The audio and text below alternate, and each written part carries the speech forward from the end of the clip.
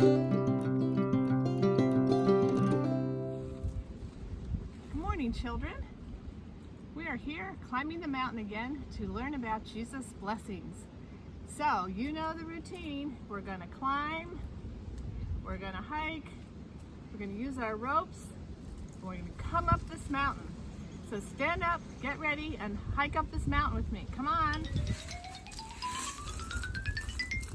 I'm climbing. Ta-da! Phew, we made it. Let's get settled. Today, Jesus is talking about God's kingdom, and this one is a tricky one to understand.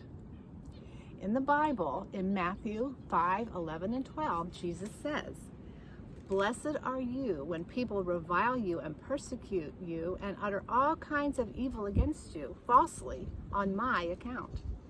Rejoice and be glad, for your reward is great in heaven. For in the same way they persecuted the prophets who were before you." Wow, that was a lot of big words. Jesus ended his Beatitudes with a strong word of encouragement for us.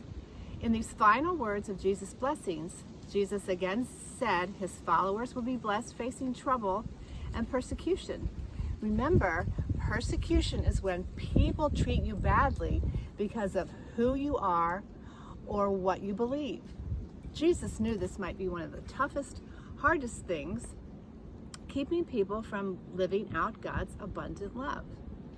Jesus told his listeners it wasn't a matter of if they were persecuted, but when. He knew when they tried to follow and live out his teachings, they would lose friends, be disliked, or hear people say bad things about them, or experience other harm. But the good news is that we are not alone. Jesus reminded the people about the prophets. They were amazing leaders who spoke up about God's concern for the poor and the powerless. They faced a lot of persecution.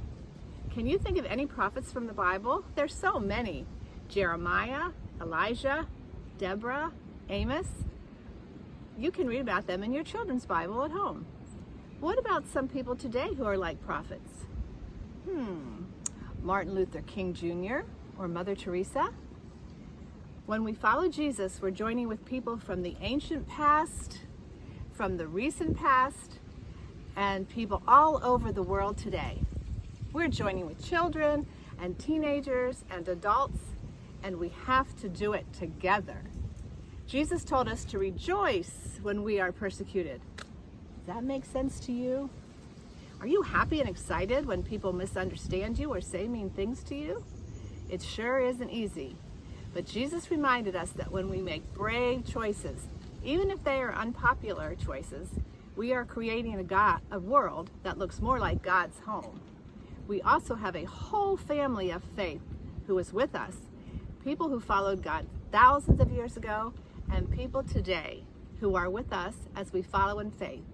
And that is worth celebrating. Now, before you begin your activities today, I would like to bless you.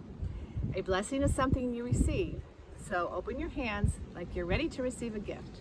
I will speak a blessing. When you receive it, take the blessing and put it in your heart. May you be blessed with joy and a whole team of supporters as you partner together to make the world a better place.